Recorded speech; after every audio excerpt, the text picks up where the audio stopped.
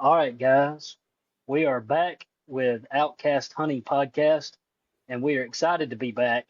We've been kind of MIA here lately, and throughout the podcast we'll kind of give some explanations on that. But we're back, and we're excited to be back. Yeah. It's funny. I sent you a text the other day, and I had just sold my camper, and turns out, small world, the guy that bought the camper, he said, I knew I recognized you from somewhere. And he said, I didn't know I was dealing with a celebrity. I said, I don't know if you are.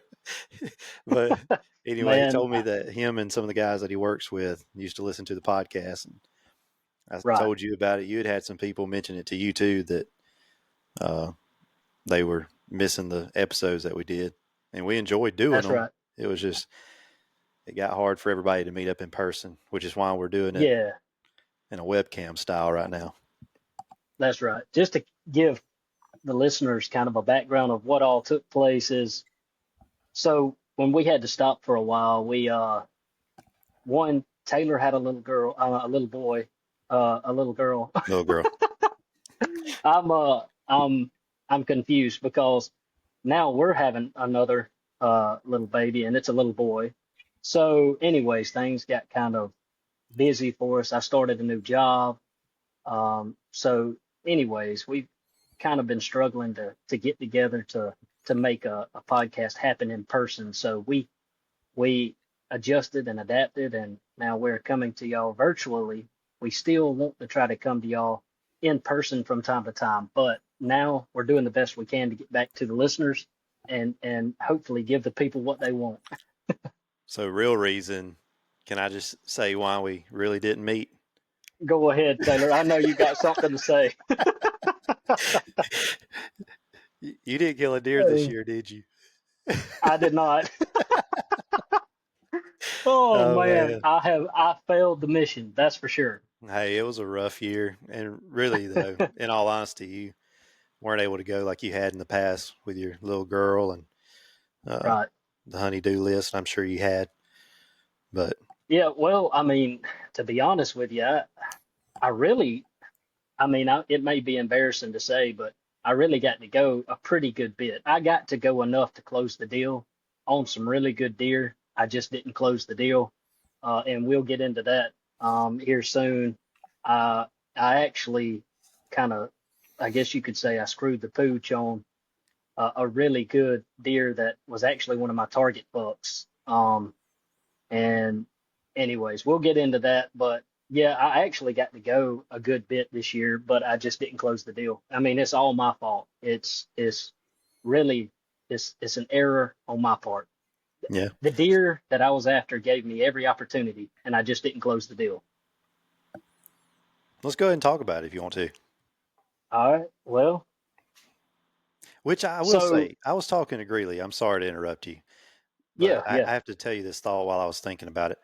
Um, I could have swore that you told me that you only missed one time. Well, I may have told a fib, but I think you did. I think you did, because then I the did other day on when you were here at the I house, you did said you missed it twice. I thought, what? I did But I only didn't know. miss one time, two times. I only shot once, both times. That's good. That's a good way of saying it. Hey, All right. So but tell everybody what happened with it. yeah. So I got some permission on a piece of property. I've actually had permission on this specific piece um, for I think going on 3 years now, and every year I've had good bucks on camera, but this year specifically, this past season, um, for some reason, well, I guess I know the reason. I actually put my camera on a ridge where I think they were traveling, um, rather than where I had it in the previous years, and my luck kind of changed. And anyways, you know, I had some bucks early season on there, but not very many. And let me fix my. I had some bucks on there early season, but they were not quality bucks. I was getting small bucks come through. I was getting, just scrub bucks coming through there. And later in the season, when when it was, I think it was late December. Um, I really started seeing the buck movement pick up in that area. And of course, I was hunting other places at the time as well, but I saw the buck movement pick up, so I started really hunting that spot hard.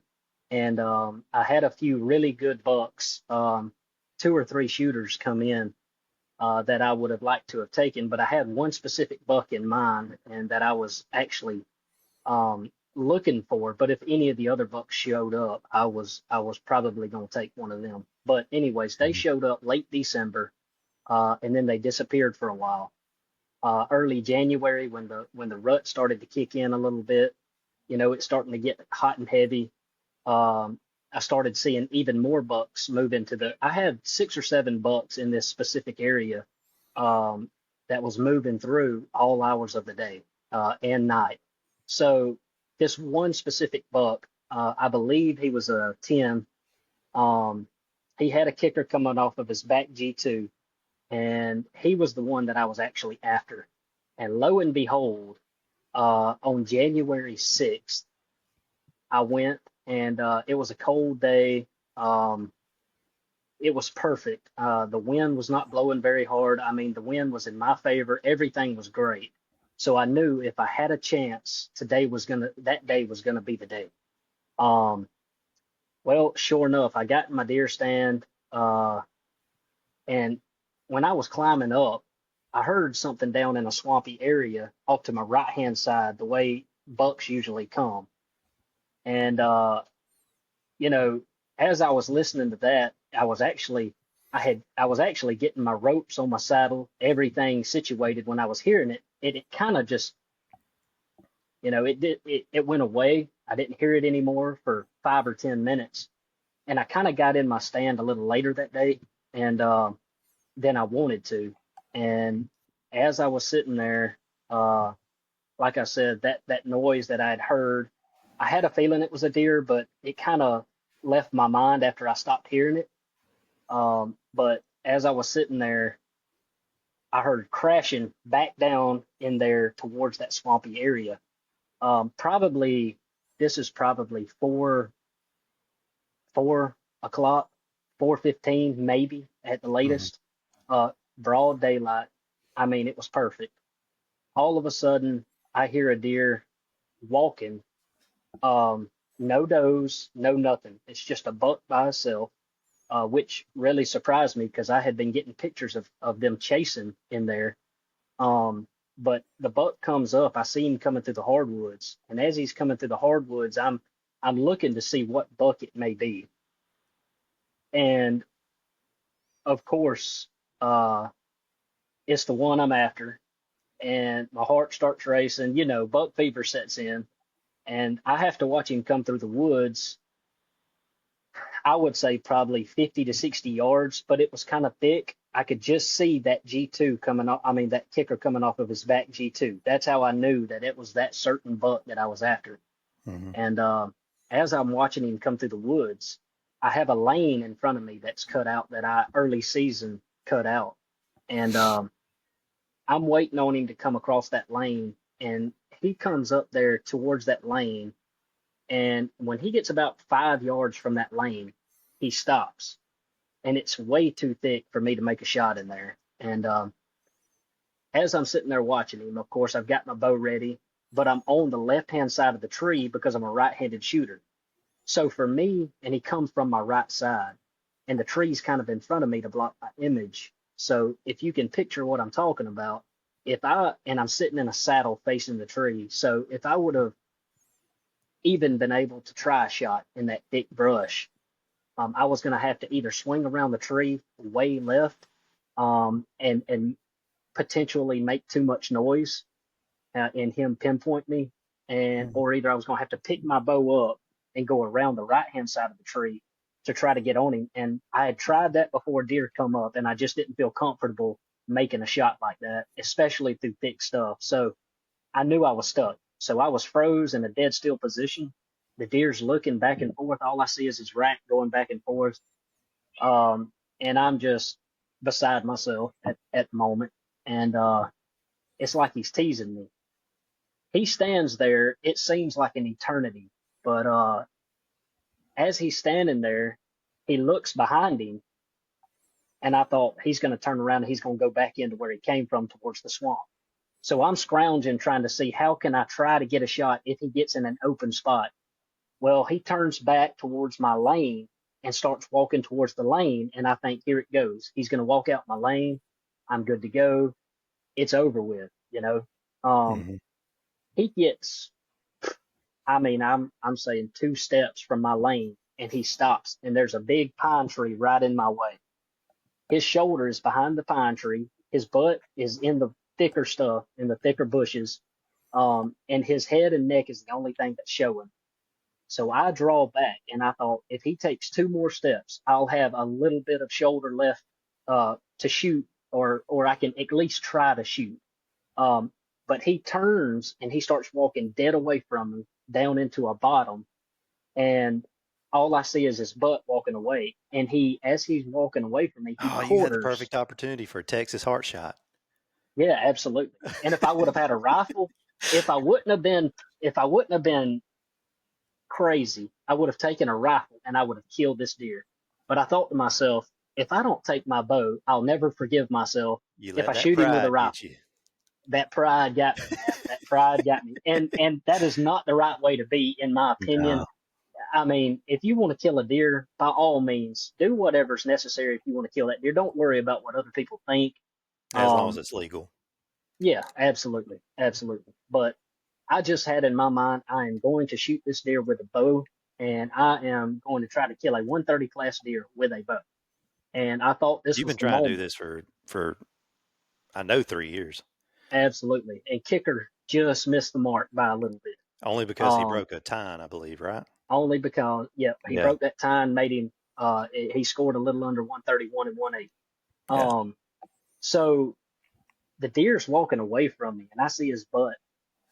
And at this time, he's probably 25 yards, 25 yards away from me, and he starts to quarter to his left, which is perfect for me because he's coming towards the lane. But as he's quartering, he's walking on the back side of my lane where my lane is no longer cut. So he's walking towards the back of my lane, and he cuts off to the left into some thicker stuff. But I had to pick a window, and I could see the upper half of his body. And I thought it's a now or never kind of shot. So I pull back, and he's quartering away from me, looking away from me. And I just rushed my shot. I wasn't thinking. I had, the excitement had gotten to me, and I pulled back. As soon as I got it on him behind the shoulder, I let it fly. And as I let it fly, he ducked my arrow, and I saw it go right over his back, and I heard it going through the woods behind him. And I thought, oh my goodness, what I wanted to do is take another arrow out of my quiver and jump down on it out of my deer stand. Yeah. But here I am today. I didn't do that, obviously, but I felt like doing that. And so of course I called my dad. I said, Dad, I just missed a monster. He's a jam up buck. I missed my opportunity. I'm sick as a dog. Of course, Dad is like, okay, sounds good. Well, whenever you get down, come over here. We got something cooked or something like that. So I thought, well, at least we got a home cooked meal I can go and eat. I don't have to cook tonight for the kids and wife. Well, so I get down and I go to try to find my arrow. I couldn't find my arrow. So, I back out. I didn't want to go trudging down into the woods. So I back out. I thought, well, maybe I'll get another chance at this. Well, no joke. The very next day on January 7th, that deer had no idea what I was. He wasn't looking at me when I shot. He had no idea. The only thing I can hope for is he thought it was something went over his back that was natural, and it just spooked him a little bit. He didn't blow. He didn't do anything. Matter of fact, I heard him kind of run off into the woods and stop. And I gave him enough time to kind of calm down and hopefully walk off and wondering what it was rather than knowing what it was. So, Yeah. and the wind was in my favor. So I was okay. And I knew that I didn't blow anything out, other than maybe him. and there's three other shooter bucks in there. I said, I still got a lot of, they're running does. I got a chance. No kidding. No kidding, guys. If I'm lying, I'm dying. The very next day on January 7th, I slip back in there to that stand. And as soon as I get in my stand, I hear something crashing from my right, once again, coming from that, that swampy area down in there, out of the thick stuff again. And I hear grunting as he's coming. And I thought, well, I don't know if it's him, but I know it's a buck. So I get my stuff ready. This time I'm thinking it's over with. I cannot make another mistake. You know, it is what it is. Let's do this. You know, it's game time. Well, sure enough, here comes two does. I see them trotting through the woods, and I hear behind her, behind both does, I hear grunting. And sure enough, here he come. It was the same buck. I saw the same kicker off the back G2. I thought, oh my goodness, nobody will believe this. And I'm sitting there, and I take my statement back about missing twice. I actually did not shoot the second time, and I'm not lying to you guys. My mind's a blur because I'm so mad about it. So Yeah. this is Okay. exactly what happened on the second chance that I got on this buck. He comes up chasing two does, and the two does actually come across my lane, turn around and look at him like, are you coming to get us or are you not? And I'm not playing. If I'm lying, I'm dying. That deer come and did the exact same thing that he did on January 6th. He come up to that lane, stopped and looked at both of them does across the lane. And as he was looking at them does, I heard something behind him running. And I think it was another doe. It could have been another buck, but it wasn't grunting. It wasn't making any kind of noises. It was just, I could hear another deer behind him. He turns and looks behind him. And as he's standing there 5 yards outside my lane, just like he did the day before, he turns towards the other deer that's behind him and starts walking back towards the other deer. So this time I did say, you know what? Who says they get another, three chances at a deer? I said, this is maybe my last chance to try him. I said, the woods he's walking into is not as thick as what he could have walked into. I said, I'm going to try him. So I picked my bow up and went around the right hand side of the tree. He did not see me. He didn't even look at me. I think his mind was fixated on those and that other deer. I mean, it was a textbook rut deer hunt. I mean, you couldn't have asked for anything better. And so I get my bow around and I'm leaning out across the tree. I pull back and I'm looking at him through my peep and I cannot find a hole on him. And he's steadily just slowly walking and I can't find a hole to shoot through. And I stopped him. I did the old famous man and stopped him, and he looked back like all deer most of the time do. He looked back, and as he was there, all I had a clear shot at was his butt, back hip, or his upper part of his neck. All the vitals, anything you wanted to shoot to kill a deer, all the vitals was covered by thick privet. And I thought, oh, I can't keep holding it. I mean, I'm already, I'm already beside myself once again. And he's standing there looking. So I let my bow down quietly. And as he starts to walk off again, back towards the swamp, back towards that deer that was behind him, I tried to stop him once again, and he never would stop again. Matter of fact, he started to trot down in there towards that deer.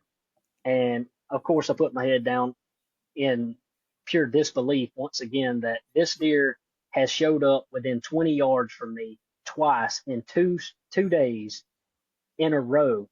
And I have not killed this deer yet with a bow. And this is a deer that is just as fine it's as fine of a deer in South Alabama as you can possibly want. But I have yet to be able to close the deal on this deer. I mean, it has been absolutely ridiculous. But Did that's anyone the kill him only last deer. year? Do what? Do you know if anyone killed him last year after you saw him? I don't believe if somebody would have killed him, they would have You would have seen a probably, picture. I would probably have seen a picture, and all my neighbors know me. So, um, I feel like I would have heard word about somebody killing a good deer, because this deer was probably pushing 130, if not a little over. I would say since he was a 10, he's probably about the size of Kicker, with no broken tines. I feel like he probably would have got me in the 130 class. But like I said, I just didn't close the deal, and I don't think anybody else shot that deer. I do know where that deer's living. So next year, I think I'm going to reevaluate where my setup is, my stand, and I think I'm going to get where he's coming from and where all the bucks are actually coming from is from out of that swamp. But the problem is that swamp is not really on my property, so I can get as close to the property line towards the swamp as I can, and have a better opportunity of one catching them in the daylight, and two, um, not clearing out a lane like I did, because I think that really hurt me. I think they knew that wasn't natural. I think they were used to not walking through wide open spaces, especially the bucks. And I think this next year I'm going to leave the lane up there like I did this year, but I'm going to catch them coming to it rather than sitting on it. You see what I'm saying? Mm-hmm. Yeah. I think I got a good game plan for next year, but we'll see if he's still there. That's another thing. I have yet to be able to raise a big buck, and see him, um, two different times in a year. But Well, I feel very confident that you'll at the very least, get a picture of him this coming year, and you'll probably get a chance at him, if I had to guess. And he'll be yeah, I bigger. hope so. And if I don't get a chance at that deer, I'm sitting outside on my porch, and a bug just hit me in the back of the neck. Um, but if I don't get a chance at that deer, I do believe I have full confidence. I mean, in another mature buck coming by that, because every year that I've hunted that place, I've always had mature deer come through. Yeah. So You getting got an a good little setup. opportunity, absolutely. I think getting an opportunity at another mature deer, if not him, will definitely happen. I just have to do my part, think about it a little bit, and close the deal when I get the opportunities. We got to get Talon on here because he killed his first deer with a bow this past hunting season. Yeah, he did. We'll let him tell that story at some point when he is able to hop on. Yeah, But absolutely. I only killed one deer. Well, one buck. Yeah, This and I past deer season. didn't, because of how busy we were, I didn't really get a good story on that. So what you got on that one? Yeah, I don't think I really did tell you the full story on it. I think all I got was a text that said I killed one. Yeah. Well, let me back up because at the start of I remember one of the last podcast episodes that we did. I remember telling you that it was kind of my mission, that upcoming deer season, to find a big one and just hunt that deer. And man, I tell you, I looked all summer, when they actually had enough antlers on to tell what they were going to be. Still in velvet, couldn't find anything that just really fired me up to go hunt. But it's like finally after that summer, once the bucks relocated anyway, I was able to find some on public land and on private land. But that's another thing about the public. I really hunted public hard last year, and I don't want to say that it kicked my butt, but it kind of kicked my butt. But I'll give some details about that in a little bit. But there's a piece of private that I have access to that I killed Santa off of. We haven't talked about that, but we kind of mentioned him in the past.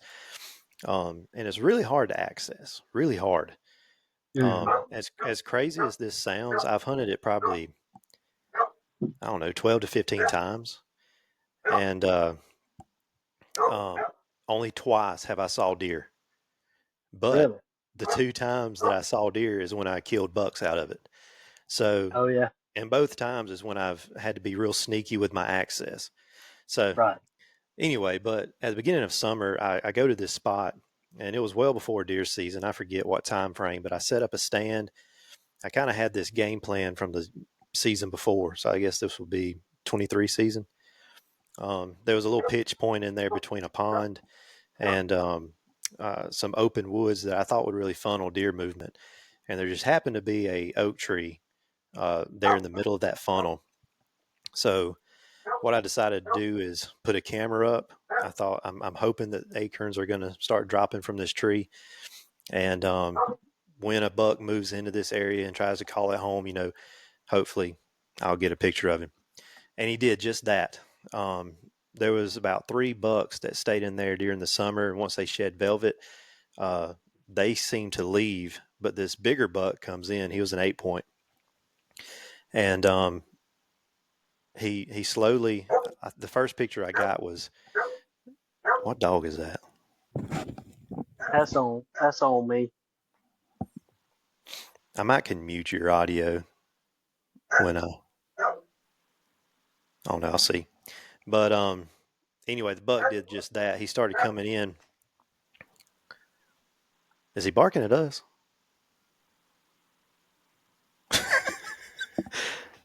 You still hear it? No, not anymore. If it keeps on, is there any way I can shut that dog up without messing anything up?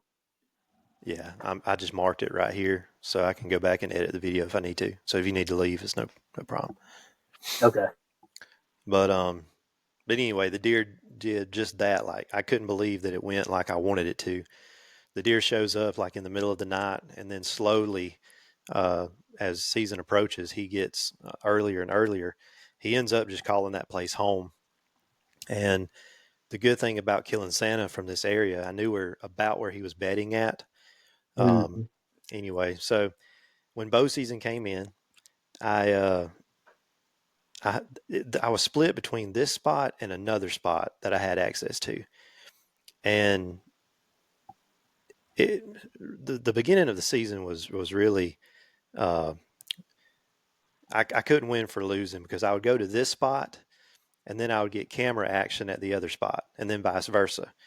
And as a matter of fact, I'm going to show this picture in the podcast on the video here, but I go to, a different spot than what I'm talking about here, looking for some bucks there. And as I'm sitting, and it's like opening day or the day after, I forget, but it's pretty close to the opener.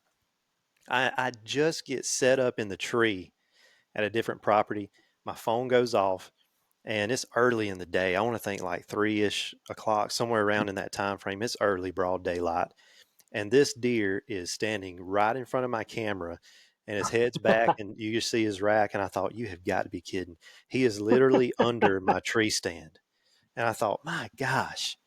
So it was just multiple occasions of something like that happening. Right. But anyway, it wasn't all that long after the bow season opened. I want to think it was in November, though, I think. I sat there a total of 4 times, I believe it was. No more than 5. It may have been on the 5th hunt. But I wasn't seeing anything when I would go in, and I knew that he should be there. And I don't know for sure that this worked, but like I say, it's kind of too much coincidence to me that both times I get strategic with my access on this piece of property, that I see deer and kill deer. Right. Anyway, and I can't talk about it too much because I want people to figure out, where this is. But I borrowed an electric golf cart, and Oh yeah. So I you rode. got serious about it. I got serious about it because any other place that you access, they're going to hear vehicles, and it's a small enough property where it's very likely they're going to see you. And and it's in an area where if a vehicle slows down there, they're going to know something's up. That's and right. that's why I wasn't seeing anything. So anyway, I get on this golf cart, and I am in my street clothes because I was being slick about this. I'm trying to just blend in. And anyway, I pull into the woods just easing. And I remember this day, it was a very windy day, and it is close to a highway. I will say that. And I would only move the golf cart if the wind was gusting or if there was road noise on the highway. And there's this small head of woods that I could pull into. And anyway, I'm trying to be as quiet as possible. I pull it into the woods and I put my camouflage on, and I go as slow as I can, carrying my bow. Um, it's littered with old pine straw and pine limbs that have just fallen over the years. So like you have to really be careful where you step or you're going to make a loud pop. Right. And anyway, so I'm going as slow as I can, walk a few steps, look around. I get to the tree. I feel great about it. I feel great about it. And anyway, one little detail that I want to throw in that I was kind of happy about was I mentioned that I hunted this place like 4 or 5 times. Right. By this point, the acorns that were falling, there were 3 or 4 does that were hitting these acorns also almost every day. And my concern was they were going to eat up all the acorns, and that buck wasn't going to have a reason to pass through that funnel that I had prepared Yeah. for him. And so what I would do is I would take a handful, uh, imagine like a mason jar, um, Yeah. with corn about that Yeah. size. But I would take handfuls, put it in my backpack, and on the way out, if I didn't see him, I would throw a couple handfuls, and I would scatter it. And it wasn't a pile anywhere, and it was very Yeah. little corn. And in Just my something mind, to keep him interested in coming back. that's right. That's all I Yeah. was shooting for. And that's what I was thinking. Like in my mind, the does aren't going to be able to hit up, this treat of a food source that they're enjoying right now. It'll give him a Right. reason to keep coming. Anyway, well, it seemed to be working. He was still coming. And but anyway, I get to the tree stand that day and I climb up. I feel awesome about it. I feel awesome. And I'm thinking I got in here undetected. Uh, it's good. I feel good about it. And I forget what time it was, but I mean, it was good daylight left, probably good 20, 25 minutes of daylight left. Right. And anyway, some people are probably going to disown me for doing this, but uh, I have a habit of when I'm hunting, if I feel like I can get away with this, I have a habit of listening to podcasts with one headphone in and one Yeah. out. And anyway, on the lowest volume, anyway, and it's never really, well, this deer came right in and he never even paid it no attention, so it doesn't bother me. Right. But Absolutely. anyway, I'm listening to my podcast, and all of a sudden I hear it sounded like a grown man walking through the woods. I'm not joking. And I thought back to a podcast that I had listened to where a guy was saying that a mature buck, if he's in like his home area where he feels safe, he will walk and like drag his feet. And I Yeah. remember thinking, huh, that sounds weird. I like never heard that. Um, anyway, but So that's I guess exact. you could say the buck is kind of comfortable, relaxed, and Yeah, walking to mirror that. I mean, he's not on high alert. He's just yeah, doing his thing. yeah. Yeah. And actually, when I first, and it was just all of a sudden he was on me. Yeah. Um, and the way my tree stand is facing, if I'm facing a 12 o'clock position, he's coming uh, from about a 7 or 8 o'clock position, Right. and coming from the area that I thought he would. The only thing that he kind of tripped me up on is he was not staying in cover when he was coming through that funnel. He didn't come through the funnel like I thought he would. He actually Hmm. stayed on the outside of cover where it was wide open almost. I mean, there were pine trees and stuff, but it was almost wide open on his right side. But he's walking close enough to that thick cover that he can jump in if anything, scared him. Right. And but when I first heard it, I really thought it was somebody walking through the woods. I thought, no, somebody is on this land and ruining my hunt because it sounded like a grown man dragging his feet. And I Right. look and I just see the horns, and I thought, oh my, here we go. And big body. And anyway, I immediately he is so close to me. Um, I know based off where I'd gotten pictures of him, where he was standing, from the trail camera, I had ranged before, like a few hunts before, and to the to the point where I anticipated a shot and where he was standing, it was 7 yards. Seven And yards. 7 yards. And yeah. And anyway, I see him coming. He has his head down. He goes behind some brush. He didn't take the path I thought he would, just coming straight to it. He kind of was walking in that open. Then he crossed through some brush and come out, where I wanted him to. Right. But anyway, he steps out, and I'm thinking, I am finally about to get a shot at this deer. Like, I can't believe it. Because I'm thinking, very rarely do I have a plan in my mind and it actually Right. plays out like I want it to. Oh yeah. But anyway, he steps out. I didn't waste any time. There was no like savoring the moment, watching him or anything like that. He steps out. I see a shot and I take it. And what was cool, um, this was not like a in the moment type thing. Like I had planned this out Right. and tried it before and practiced with it. But I wasn't in a harness. I was in a lock-on stand, and I had my uh, what's it called, the hunter safety system, your safety harness. Yeah. Yep. And I had put my tether high enough where I could lean out and that tether hold me, Right. because it was such a steep shot. I had to do that. But anyway, I'm leaning out, the tether's holding me. I pull back, and pin's just hovering right there where it's supposed to be. Let it go, and that deer took off running. Took off, and I'm watching him, and my gut kind of immediately goes, "Oh no," because it didn't pass Right. through, and I was psyching Yeah. myself out about that not passing through. And anyway, I watch him. He runs around the pond, and I hear. To me, it sounded like he was jumping over something. Yeah. Um, but looking back, I think that was him crashing. Yeah. And anyway, I didn't want to take any chances on this deer.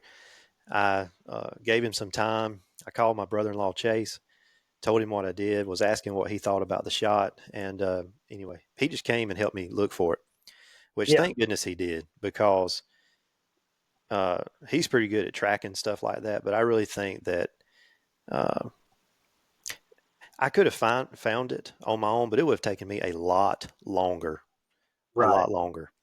And anyway, I blame it on my bad eyesight. But I did get down though and check my arrow, and there was good blood there where I shot, and there was a blood trail, going in the direction that I knew he went.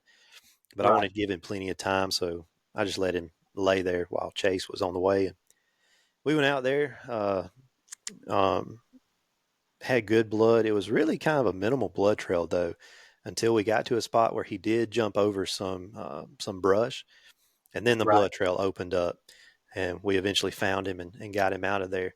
I was shooting the G5 Mega Meats. I love that broadhead. I I got, love, well, you sold me on the G5 Mega Meats when you yeah. shot a doe and I came over to help track that doe. I No, sent you I a picture of didn't this. come. Yeah, you sent a picture and I mean, Yeah. it looked like a murder scene. Yeah. So This was two you seasons sold ago. me on those. Yeah. It Yeah. was, I had just got my Bowtech bow and I wanted to kill a deer with it. And there was a doe Right. that I shot. Yes. It was spraying blood like on the trees and everything. It was crazy. There's a public land doe that I shot this past year. I sent you a picture of. I Yeah. think I sent you a picture of it. Um, but she was quartering away when I took the shot. But I don't know if I should flash it up on here. I don't know if we get flagged on YouTube or not. But um, it left a huge gash in that Really. poor deer. And anyway, I love those things. But Man, um, well, that's what I'm shooting. Is a G5 Mega Meat. That's what I missed that deer with. It had nothing to do with the broadhead. It had nothing uh, to do with the arrows I was shooting. It was just me not taking my time. But that's what I'm yeah, shooting because of the pictures you sent me from the doe that you shot with yours. I was like, man, that's the way to go. yep. I'm not good at judging deer. How much they weigh. Yeah, Um, but my brother-in-law Chase, he's pretty good at it.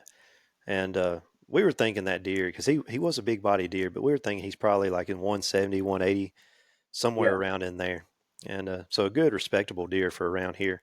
And I was tickled absolutely. pink about it. And I Oh felt yeah. like I outsmarted him. Sneaking in on the golf cart, like I love doing something like that. Oh man, yeah. I mean, the thing is, whether it's a monster deer or not a monster deer, when you have a trophy in sight that you want to go after, in my opinion, it's 80% of the hunt is all about the chase and enjoying it, and like you said, outsmarting nature and a wild animal. That's the whole point of why we do what we do, is because Yep. we want to get out there and we want to try our best to win the game that we're playing with these wild animals. And like you just said, I mean, that's the most exciting thing, is when a plan comes together Yeah. where you had to actually outsmart something that you're in their territory, you're in their house, and you're a stranger. They know it, you know it, and you have to try to outsmart that animal. I mean, that's what it's all about anyways. Yep. And it was awesome hearing that deer coming in and dragging its feet. That was the first time that I'd experienced that. But it's amazing to me how these deer can be so loud that they sound like a drunk man walking through the woods, Oh yeah. or they can be a ghost in the woods and you never know they're there. I Oh mean, yeah. that's just insane to me. But It's and to watch, like you said, and like we talked about it, to watch their body language, like you said, dragging their feet in a place that they feel comfortable in, like you said, walking like a ghost. You don't mm, even know that. I mean, it's just like you said, it's amazing to watch them and to watch their body language and how they react in places, and you can really learn a lot by watching them and understanding and watching and trying to learn their body language. You really get to see and know if a deer is comfortable, spooked, and sometimes that tells you exactly how to hunt that deer. Is either you're gonna have to do something different or you're never gonna kill that deer according to how that deer's acting. yep. I tell you one other thing that really helped me in killing that deer was milkweed. Um, Oh yeah, I told you that access in this place is terrible, um, but it's not set up. You're very limited on where you can set up a stand at, right. and anyway, you have to wait for the right wind, basically. And in this place, let's see, in this place, I needed a southeastern wind. I needed an east or a southeastern wind to be able to get in, and feel good about that deer, not knowing I was there. Um, anyway, so I took advantage of the days that where I could do that. But sitting in my stand, I remember pulling out milkweed and checking periodically uh, where it was falling, and it was going right where it should have been. So it's just something like that, just to reinforce, that you play in the wind right. But so uh, yeah, I mean you can learn a lot from the deer that just by watching them and how they react. Um, I got a really cool story that I think we're going to actually reveal these deer to you guys if you want to watch the YouTube video on this episode. Um, but you can watch the video. You can see the pictures of the deer that I'm talking about. When I tell this story, you'll understand. And but you want to see this deer. So this past year, I was wondering what I was going to do. I had not had a shooter buck on camera, so I had a buddy, and I'm not going to give the location of this place because we're going to probably try it again. But so I took, I got a wild hare. My buddy reached out front to me, and he said, "Hey man, you ain't gonna believe the deer that I've got on camera." Well, he's a big duck hunter. He don't care anything about deer hunting, but he will go from time to time. Well, he sends me a picture of these deer that he's got on camera, and I know exactly where this place is. It's a very um, urban area, to say the least. I mean, neighborhoods, houses, I can say that.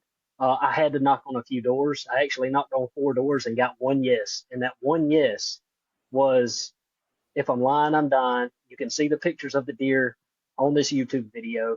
Um, where I set up in somebody's backyard, literally, and I will show you a picture of me and how I was set up. But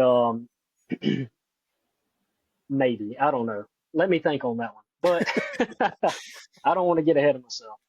But so I actually got to set up on a deer, and when I say a deer, I'm saying 170 class, probably. It may be high 160s, but low 170 class deer. And I know for a fact there was one of them that was probably a 160, 170 class deer. The others was probably high 150s in the 160s. Um, at least one of the others were, but that one specific deer is the one that I was actually after. And I got a wild hair. I only got to hunt. I only got to sit on him twice, maybe two and a half times. I think I got to sit morning and afternoon, 2 days. One morning I got to sit on him. I had to go back home, and do my thing after that. But, um, so I actually got to set up on a deer that we knew exactly where this deer was living. He was living on a ridge. Um, Nobody ever messed with this deer. Like I said, he was very suburban.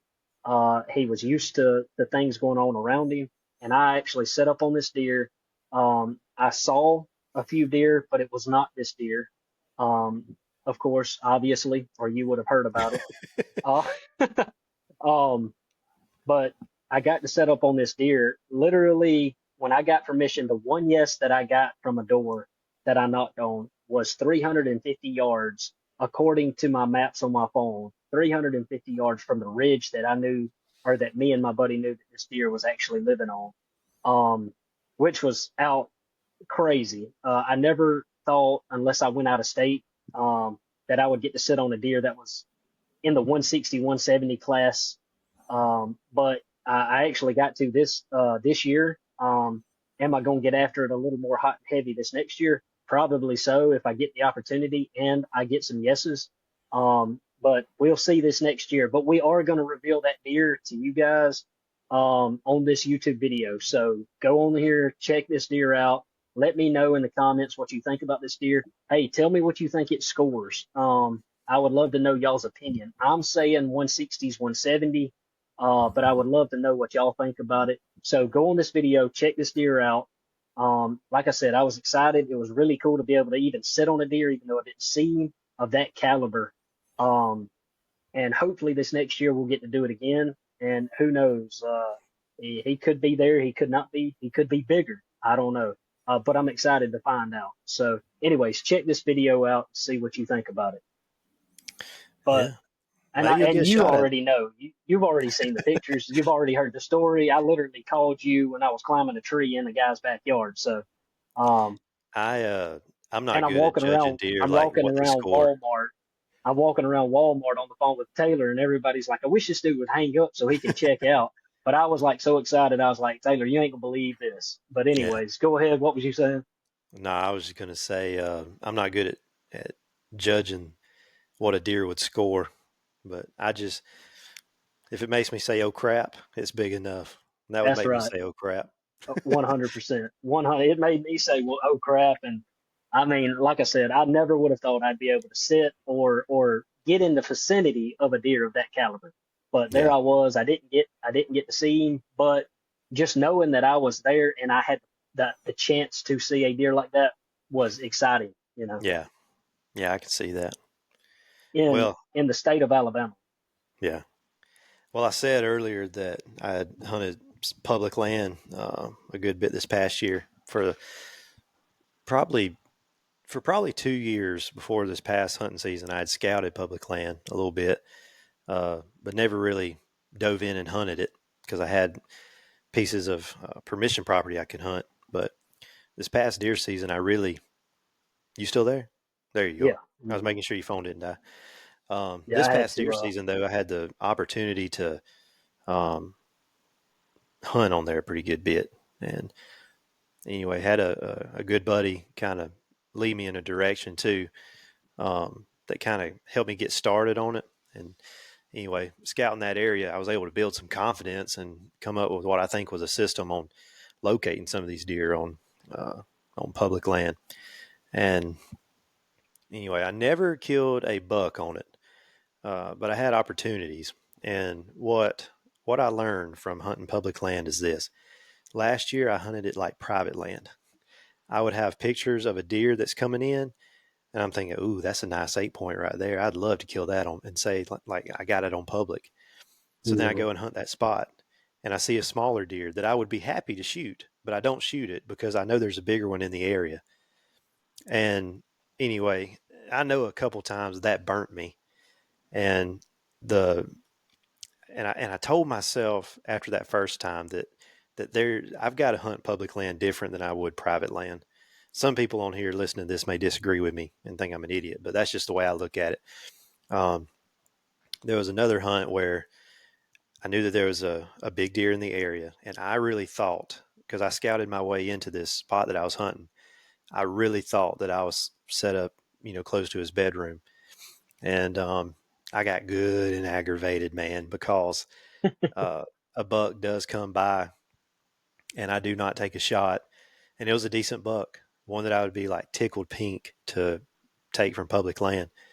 And anyway, I decided not to shoot because I felt so good about that bigger deer coming through that area. And anyway, dark comes. I have to go out empty handed. I am mad as fire. I am so disappointed in myself. And I'm thinking, Taylor, you're an idiot. And anyway, but that was a lesson that I learned was, at least for me, I've got to hunt public land different than I would Right. private land. Yeah. Private land, you can Absolutely. kind of, I don't want to say you're more likely to see those deer Right. repetitively. And in public, I just don't think that's the case. Actually, for me, last year it was not the case because Right. I never saw those deer twice. Oh yeah. I did take a couple does though, and it was fun. Um, I I may I may die on us here soon. For some reason, it's not charging good. all right. Well, anyway, after I killed those does though, they were just as fun as killing bucks. Yeah. Uh, just just the adrenaline rush of scouting your way in on public and getting fortunate enough to take one. It was fun, especially with a bow. Absolutely. It makes it even more fun. Absolutely. Well, what you say we wrap this one up and um, we will make a plan after we hang up Yeah. to do this again. Hopefully, Talon can join us. Yes, sir. Well, that sounds good, man. Well, like I said, check this video out. Check out the deer. Let us know what you think about it. And we're glad to be back with you guys. And we're excited to get back in there, tell y'all guys some more stories. We hope you follow, subscribe, like, tell people about us. Let's get started back. And we're excited to be back with you guys that's listening. Yeah, please share this with a buddy, and we'll catch y'all next time. Yes, sir.